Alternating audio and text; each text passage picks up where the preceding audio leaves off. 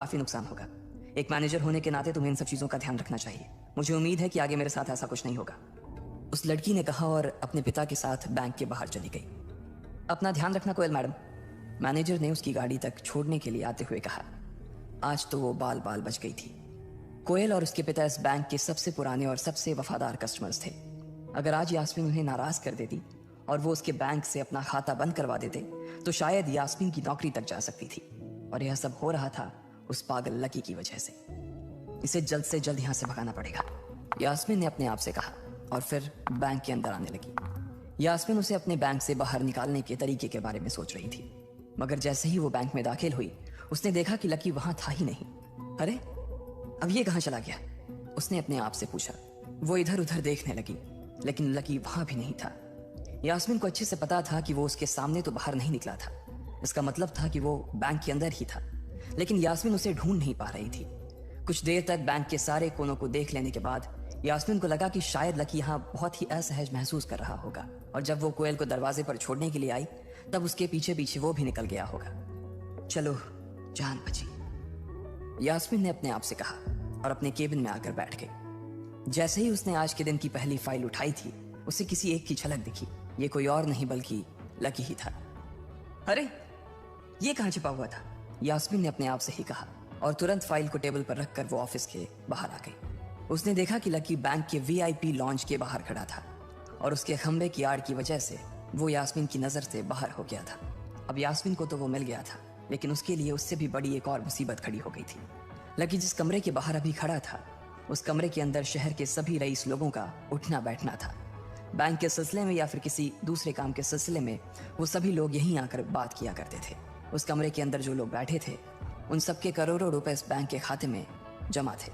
अब अगर ऐसे में लकी वहां घुस जाता तो सब लोग मिलकर यास्मीन की गर्दन पर चढ़ जाते। रुको, जहां हो वहीं खड़े रहो, यास्मीन जोर से और साथ ही गुस्से से चिल्लाई। बाकी के लोग जो वहां खड़े थे वो यास्मीन की ये चीख सुनकर डर गए थे। कुछ लोगों को उसकी इतनी जोर से आवाज करने की वजह से गुस्सा भी आ गया था और यास्मीन सबसे मुस्कुराते हुए माफी मांगकर आगे बढ़ती जा रही थी। वो लकी को किसी भी तरह से उस कमरे में जाने से रोकना चाहती थी, लेकिन उससे पहले ही वो उस कमरे के अंदर दाखिल हो चुका था। अरे यार, ये आदमी है या गधा, यास्मीन ने अपना ही सिर पीटते हुए कहा और वो भी उस कमरे के दरवाजे की ओर बढ़ने लगी। उसने उस कमरे का दरवाजा खोलने की कोशिश की लेकिन वो अंदर से लॉक हो गया था। बाप रे, ये कैसा आदमी है, बिना परमिशन के अंदर घुसा तो घुसा लेकिन दरवाजा भी अंदर से बंद कर लिया। अब यास्मीन की सांसें फूलती जा रही थी, उसे बहुत डर लग रहा था। उसका जी यह सोचकर घबराया जा रहा था कि ना जाने अंदर लकी और उस रिलेशन मैनेजर के बीच क्या हो रहा होगा। इधर जैसे ही लकी कमरे में दाखिल हुआ वहां का कस्टमर रिलेशन मैनेजर जो कि सोफे पर फैला हुआ था वो उसे देखते ही अचानक सीधा बैठ गया। हेलो सर, कैसे हैं आप? उसके मुंह से बिना लकी को देखते हुए ये शब्द निकले। उसे याद था कि इस कमरे में कुछ खास लोग ही आते थे और जो भी आते थे यास्मीन उनके आने की खबर उसे पहले ही दे देती थी, लेकिन इस वक्त जो आदमी उसके सामने खड़ा था उसे देखते ही वो अपनी जगह पर जम गया था। ना तो वो कहीं से भी वीआईपी लग रहा था और ना ही वो उसका कोई रिश्तेदार था। कौन हो भाई तुम, क्या चाहिए तुम्हें? उस मैनेजर ने 20 साल के जवान लड़के को देखते हुए कहा। मैं यहाँ अपना पैसा लेने आया हूँ, लकी ने सीधे मुद्दे की बात को मैनेजर के सामने रखते हुए कहा। तुम्हारे पास हमारा सुप्रीम कार्ड है? मैनेजर ने उससे ऊपर से नीचे तक देखा और पूछा। नहीं नहीं, मेरे पास कोई कार्ड नहीं है, लकी ने कहा। तो फिर हम तुम्हें कोई पैसा नहीं दे सकते, चलो अभी दरवाजा खोलो और सीधा बाहर निकलो, मैनेजर ने कहा और सोफे पर से उठ गया। नहीं, मैं अपना पैसा लिए बिना नहीं जाऊंगा यहाँ से, लकी भी जिद पर अड़ गया। अरे बोला ना, बिना कार्ड वाले को पैसा नहीं मिलता है, और वो भी पैसा होगा तब तो मिलेगा ना, मैनेजर ने उसके करीब आते हुए कहा। अरे पैसा है तभी तो निकालने आया हूं सर, लकी ने कहा। देख, फालतू की बहस मत कर सुबह सुबह, वरना मैं सिक्योरिटी को बुला लूंगा तो वो लोग मार मार कर बाहर निकालेंगे तुझे। लकी यह सुनकर घबरा गया था। मैनेजर के चेहरे का गुस्सा उसे साफ नजर आ रहा था, लेकिन ऐसा भी नहीं था कि वो झूठ बोल रहा था। भले ही उसके पास कार्ड नहीं था, लेकिन इसका मतलब ये नहीं था कि वो अग्रवाल खानदान का लड़का नहीं था। जैसे जैसे मैनेजर उसकी ओर बढ़ता चला जा रहा था लकी का डर भी बढ़ता जा रहा था। मैनेजर को लग रहा था कि वो कोई संकी था और वो उसे धक्का मारकर बाहर निकालने के लिए आगे बढ़ ही रहा था कि अचानक घबराए हुए लकी के दिमाग में एक आइडिया आया। फिंगरप्रिंट, उसने अपना अंगूठा कमरे में मौजूद उस मैनेजर के सामने उठाते हुए कहा। फिंगरप्रिंट? कौन सा फिंगरप्रिंट? मैनेजर ने चौंकते हुए पूछा। अरे अरे, आपने कहा ना कि आपको कार्ड चाहिए, पर मेरे पास कार्ड नहीं है, फिंगरप्रिंट है, और मुझे मालूम है कि आपके यहाँ फिंगरप्रिंट से भी पैसे निकलते हैं। ये कहते ही लकी ने एक राहत की सांस ली थी, लेकिन मैनेजर को यह समझ नहीं आ रहा था कि आखिर लकी को फिंगरप्रिंट की जानकारी मिली कैसे। तुम फिंगरप्रिंट यूज करना चाहते हो? मैनेजर ने लकी को घूरते हुए पूछा। लकी की शक्ल और उसका हुलिया मैनेजर के लिए उसकी बातों से मेल नहीं खा रहा था। हाँ, मैं फिंगरप्रिंट यूज करना चाहता हूँ सर, लकी ने सीना चौड़ा करते हुए कहा। उसे इस तरह देख तो मैनेजर और भी कंफ्यूज हो गया था। मैनेजर ने सोचा कि उसे एक चांस देना चाहिए, इसलिए उसने लकी को फिंगरप्रिंट इस्तेमाल करने की इजाजत दे दी थी। वो अपनी टेबल के पास गया और उसके दराज में फिंगरप्रिंट वाली मशीन ढूंढने लगा। 2-3 ड्रॉर में झांकने के बाद आखिरकार उसे वो मशीन मिल गई थी। चुपचाप यहाँ पर अपना अंगूठा लगाओ, मैनेजर ने मशीन को आगे बढ़ाते हुए लकी से कहा। लकी ने अपनी फटी हुई पैंट के पिछले हिस्से में अपना अंगूठा पोंछा और फिर उस मशीन पर लगा दिया। 2 सेकंड बाद मशीन में से एक आवाज आने लगी। उसके अंदर एक लाल बत्ती चल रही थी और वो जोर जोर से बीप कर रही थी। देखा, तुम्हारा फिंगरप्रिंट मैच नहीं कर रहा है। मैंने पहले ही बोला था कि कोई खाता नहीं है इस बैंक में तुम्हारा। मैनेजर ने लकी को ऐसे देखा जैसे वो कोई बड़ा अपराधी था। मैनेजर उसकी पैंट की ओर देखने लगा। उसे लग रहा था कि लकी ने अपनी जेब में कोई हथियार छुपा रखा था और वो मैनेजर को बेवकूफ बना रहा था। इससे पहले कि लकी अपनी जेब से कोई बंदूक या बम निकालता, मैनेजर ने अपना फोन निकाला और पुलिस का नंबर लगाने लगा। लकी ने उसकी स्क्रीन पर देख लिया था कि वो 100 नंबर पर फोन लगा रहा था। लकी बुरी तरह से घबरा गया था। वो बहुत ही उत्साह और जोश में अंदर तक तो चला गया था, लेकिन उसे मालूम नहीं था कि वो इतनी बड़ी मुसीबत में फंसने वाला है। अब आगे क्या होने वाला था? क्या लकी उसे पुलिस को बुलाने से रोक पाता? कहीं उसे कोई फेक मैसेज तो नहीं आया था? लकी कैसे इन मुसीबत से बाहर निकलेगा?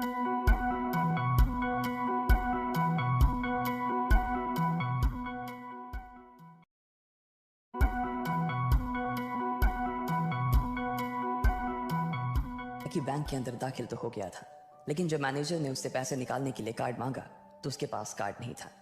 उसकी फटेहाल हालत देखकर पहले ही मैनेजर को गुस्सा आ रहा था और उसमें लकी ने ये डिमांड रख दी थी कि वो फिंगरप्रिंट पैसे लगवाना चाहता था, लेकिन पानी तब सर के ऊपर से निकल गया जब उंगली मैच नहीं हुई। मैनेजर ने फोन निकाला और पुलिस को फोन लगाने लगा। अरे अरे, ये क्या कर रहे हो? देखिए सर, मेरी बात सुनिए, मैं कोई क्रिमिनल नहीं हूँ। हो सकता है मैंने गलत उंगली लगा दी हो, बस आप मेरे को लास्ट बार फिंगरप्रिंट लगाने दो प्लीज। लकी ने उसके सामने हाथ जोड़ते हुए कहा। देख, ये उंगली भी अगर नहीं लगी ना तो फिर ये मत कहना कि मैं अगली उंगली भी ट्राई करके देखता हूँ। बार बार ऐसा नहीं चलने वाला है। अगर ये वाली काम नहीं की तो मैं सीधा पुलिस को फोन करने वाला हूँ अभी। मैनेजर ने लकी को धमकाते हुए कहा। उसने अपने एक हाथ में मशीन और दूसरे हाथ में मोबाइल फोन पकड़ा हुआ था। उसने अपनी स्क्रीन पर पुलिस का नंबर खोल रखा था और उसका अंगूठा हरे बटन पर ही टिका हुआ था। इधर लकी ने अपने सीधे हाथ की उंगली को अपने पैंट से साफ किया और भगवान का नाम लेकर उसे उस मशीन पर लगा दिया। जैसे ही उसकी उंगली उस मशीन पर पड़ी, अब की बार फिर मशीन से एक आवाज आई और वो चमक कर हरी हो उठी। तभी मैनेजर के मोबाइल पर एक मैसेज आया। मैनेजर ने उस मैसेज को पढ़ना शुरू किया। Verification successful. खाता 1, नाम लक्ष्मण लाल अग्रवाल, खाता नंबर 01104। जैसे ही मैनेजर ने इस मैसेज को देखा, उसकी आंखें फटी की फटी रह गई थी। उस मशीन पर चमकती लाइट को देखते हुए लकी की आंखें भी चमक आई थी। लकी उस हरी बत्ती को देखते ही झूम उठा था और फिर उसने मैनेजर को घूर कर देखा। उसके दिमाग में वो सारी बातें चल रही थी जो मैनेजर उसे अभी थोड़ी देर पहले सुना रहा था। इधर मैनेजर ने उसके आगे हाथ जोड़े और खिसा कर हंसते हुए कहा, लक्ष्मण सर, प्लीज़ मुझे माफ़ कर देना सर। मैं इस ब्रांच में नया आया हूँ और इसलिए मुझे मालूम नहीं था कि आप कौन हो। मैं इस ब्रांच का कस्टमर मैनेजर शशिकांत वर्मा हूँ। प्लीज़ आगे भी मेरा ध्यान रखना सर, प्लीज़। Sorry sir. हाँ ठीक है, तो मुझे ये बताओ कि मेरे खाते में कितने पैसे रखे हुए हैं, लकी ने कहा। और वो अब सोफे पर बैठ गया।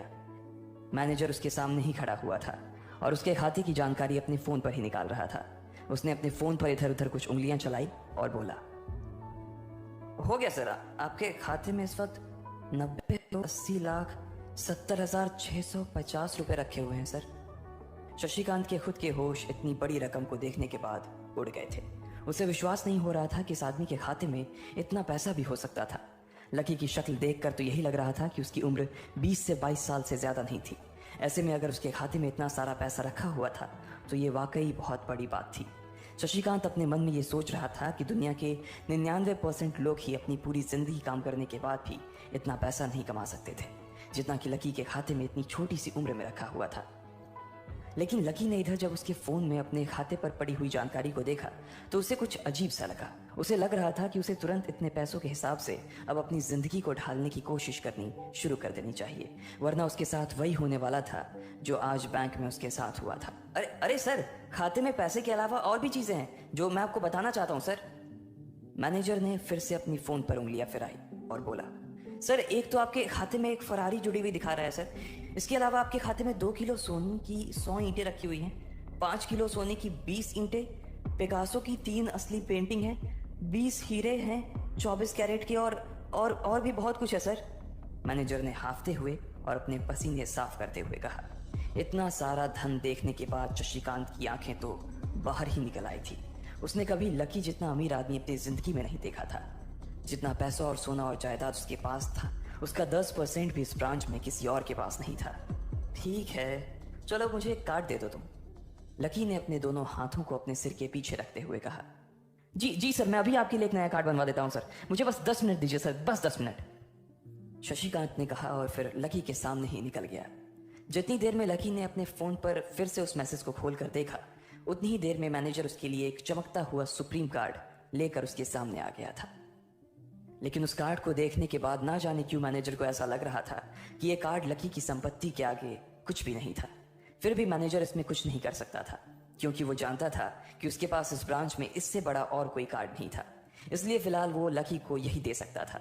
उसने उस कार्ड पर लकी का पूरा नाम लक्ष्मण लाल अग्रवाल गुदवा दिया था। लीजिए सर आपका कार्ड, पासवर्ड वगैरह सर आपको ईमेल पे मिल जाएगा। शशिकांत ने मुस्कुराते हुए कहा और वो लकी के सामने हाथ बांधकर खड़ा हो गया। इधर लकी ने उस कार्ड को उलट पलट कर देखा और फिर अपनी जगह से खड़ा होकर वो बाहर निकलने लगा। शशिकांत का मन तो यही कर रहा था कि वो उसे दरवाजे तक छोड़ने जाए, लेकिन उसकी ड्यूटी इसी ऑफिस में थी और वो किसी को बाहर छोड़ने नहीं जा सकता था। फिर भी वो लकी के लिए दरवाजा खोलने के लिए आगे आ गया था। इधर यास्मीन अपने कैबिन में अपना सिर पकड़े हुए बैठी थी। उसे समझ नहीं आ रहा था कि आखिर अंदर चल क्या रहा था। एक पल को तो उसे लगा कि लकी पागल नहीं बल्कि बदमाश था कोई, और उसने शशिकांत को बंदी बना लिया था। लेकिन जब वो लकी के लिए कार्ड लाने के लिए अपने दफ्तर से बाहर आया तो यास्मीन को लगा कि कुछ गड़बड़ नहीं हुई थी। फिर ये इतनी जल्दी में कहाँ जा रहे हैं, उसने अपने आप से पूछा। शशिकांत को सुरक्षित देख बैंक के बाकी लोग भी दरवाजे पर से पीछे हट गए थे। वैसे भी उसे देखते ही सब लोग अपनी अपनी जगह पर वापस दौड़े चले जाते थे। शशिकांत का खौफ ही ऐसा था कि उसकी आंखों की झलक भर से खड़ा कर्मचारी जाकर अपनी कुर्सी पर बैठ जाता था। लेकिन एक बार शशिकांत के बाहर आने के बाद वो दोबारा बाहर नहीं आया था और ना ही लकी कमरे से बाहर आया था। इधर यास्मीन परेशान हुए जा रही थी। वो जानती थी कि अगर कुछ भी गड़बड़ हुआ तो सबसे पहले उसकी नौकरी जाने वाली थी। उसने बड़ी मुश्किल से और मेहनत करके इस नौकरी को हासिल किया था और वो किसी पागल की वजह से इसे अपने हाथ से नहीं जाने देना चाहती थी। जैसे ही परेशान यास्मीन ने अपनी नजर उठाकर फिर से उस कमरे की ओर देखा तो पाया कि लकी बहुत ही आराम से उस कमरे से बाहर निकलकर दरवाजे की ओर बढ़ता चला जा रहा था। ए, रुको, तुम इस तरह नहीं जा सकते, यास्मीन जोर से चिल्लाई और भागते हुए लकी के पास चली गई। तुम्हारी हिम्मत कैसे हुई जबरदस्ती हमारे वीआईपी रूम में घुसे चले जाने की, यास्मीन ने गुस्से में पूछा। उसका मन तो यही कर रहा था कि वो अभी लकी का गिरबान पकड़कर उसे झकझोर दे, लेकिन उसने अपने आप को रोक रखा था। मैंने पहले भी कहा था ना आपसे, मैं यहाँ सिर्फ अपना पैसा लेने आया था और कुछ नहीं, लकी ने कहा और मुस्कुराने लगा। यास्मीन ने देखा कि उसके हाथ में एक सुन कार्ड और वो उसकी उंगलियों के बीच चमक रहा था। यास्मीन के दिमाग में आया कि लकी ने यह कार्ड कहीं अंदर से चुरा तो नहीं लिया, और इससे पहले कि वो यहाँ से चोरी करके भागता यास्मीन जोर से चिल्लाई, सिक्योरिटी सिक्योरिटी। उसकी आवाज को सुनते ही 2 बंदूक वाले गार्ड भागे भागे यास्मीन के पास आए। ये चोरी करके भाग रहा है, पकड़ो इसे। लकी ने जब यास्मीन के मुंह से ये बात सुनी तो उसके कान खड़े हो गए। इससे पहले कि वो वहां से अपनी जान बचाकर भाग पाता, सिक्योरिटी वालों ने उसे धर दबोच लिया था और फिर उसकी जेब टटोलने लगे थे। इधर यास्मीन ने देखा कि उस सुप्रीम कार्ड पर उसने अपना नाम भी गुदवा लिया था। तुम्हारी इतनी हिम्मत कि तुमने शशिकांत सर को डरा कर अपना नाम भी लिखवा लिया इस पर, इसकी जेब चेक करो, यास्मीन ने गुस्से से कहा। दोनों में से एक गार्ड लकी की जेब टटोलने लगा था। लकी की समझ में नहीं आ रहा था कि आखिर ये लड़की उससे समझ क्या रही थी। अगर उसे उसके खाते या इसकी संपत्ति या सिर्फ इसके परिवार के बारे में भी पता चल जाता तो भी यास्मीन उसके पैरों में गिर जाती। इससे पहले कि लकी अपनी सफाई में कुछ कह पाता, एक गार्ड बोला, मैडम इसकी जेब में तो कुछ नहीं है, बल्कि फटी हुई जेब है इसकी। तभी उसकी बात सुनकर दूसरे सिपाही ने कहा, मैडम हो सकता है ये इसी जेब में चाकू रख कर लाया हो और उसको निकालते वक्त उसी चाकू से इसकी जेब फट गई होगी, मुझे तो ऐसा ही लग रहा है। दूसरे सिपाही ने अपनी लड़खड़ाती जबान में बोला, अरे पागल हो क्या, ये सब आप लोग क्या बोल रहे हो, शशिका। इससे पहले कि लकी आके कुछ बोल पाता, एक गार्ड ने उसके दोनों हाथों को मरोड़ दिया था। इधर यास्मीन अपने मन में सोच रही थी कि अगर वो चाकू लाया था तो फिर वो चला कहाँ गया था। बाप रे, अचानक से यास्मीन की आंखें बड़ी सी हो गई थी। उसे लगा कि लकी ने उस चाकू से शशिकांत का खून कर दिया था। यास्मीन ने तुरंत अपना फोन निकाला और पुलिस को फोन मिलाते हुए कहा, हेलो पुलिस स्टेशन, मैं न्यू सिटी बैंक से बोल रही हूँ। हमारे बैंक में एक संकी चोर घुस आया है और उसने हमारे कस्टमर मैनेजर का खून कर दिया है। आप प्लीज जल्दी आ जाइए सर। यास्मीन ने घबराते हुए कहा और फोन रख दिया। तब तक दोनों गार्ड ने लकी को नीचे घुटनों के बल बैठा दिया था और उसके सिर पर बंदूक तान दी थी। जैसे ही बाकी लोगों ने भी अपनी आंखों के सामने ये मंजर देखा तो वो सब लोग भी लकी के आसपास घेरा बनाकर खड़े हो गए। अंदर बैठे मैनेजर ने जब इस हलचल को देखा तो वो भी अपना सारा सिस्टम बंद करके बाहर आ गया। अरे क्या हो रहा है ये सब? उसने जोर से आवाज देते हुए पूछा। जैसे ही सब लोगों ने उसकी आवाज सुनी तो वो चौंक गए और शशिकांत वर्मा की ओर देखने लगे। देखने वालों में यास्मीन भी शामिल थी और उसने देखा कि उसका मैनेजर तो जिंदा है और सही सलामत उसकी आंखों के सामने खड़ा था। सर, आप जिंदा हैं?